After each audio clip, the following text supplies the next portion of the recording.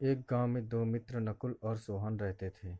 नकुल बहुत धार्मिक था और भगवान को बहुत मानता था, जबकि सोहन बहुत मेहनती था। एक बार दोनों ने मिलकर 1 बीघा जमीन खरीदी, जिससे वह बहुत फसल उगाकर अपना घर बनाना चाहते थे। सोहन तो खेत में बहुत मेहनत करता था, लेकिन नकुल काम नहीं करता था, बल्कि मंदिर में जाकर भगवान से अच्छी फसल के लिए प्रार्थना करता था। इसी तरह समय बीतता गया। कुछ समय बाद खेत की फसल पककर तैयार हो गई, जिसको दोनों ने बाजार ले जाकर बेच दिया और उनको अच्छा पैसा मिला। घर आकर सोहन ने नकुल से कहा, इस धन का ज़्यादा हिस्सा मुझे मिलेगा, क्योंकि मैंने खेत में ज़्यादा मेहनत की है। यह बात सुनकर नकुल बोला, नहीं, धन का तुमसे ज़्यादा हिस्सा मुझे मिलना चाहिए, क्योंकि मैंने भगवान से इसकी प्रार्थना की, तभी हमको अच्छी फसल हुई। भगवान के बिना कुछ संभव नहीं है।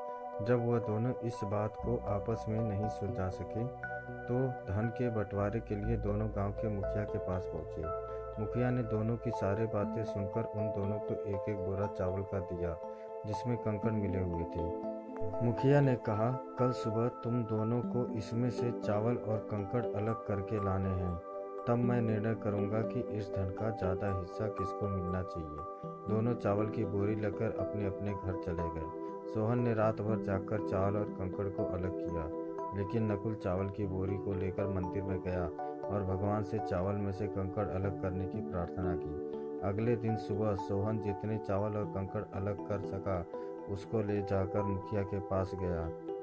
नकुल वैसी की वैसी बोरी को ले जाकर मुखिया के पास गया।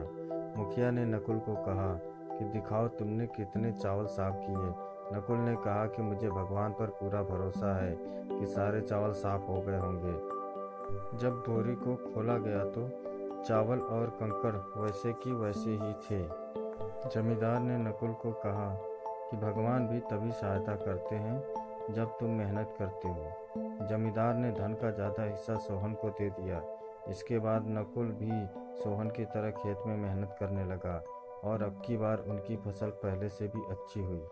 सीख। दोस्तों, इस कहानी से हमें यह सीख मिलती है कि हमें कभी भी भगवान के भरोसे नहीं बैठना चाहिए। हमें सफलता प्राप्त करने के लिए मेहनत करनी चाहिए। धन्यवाद।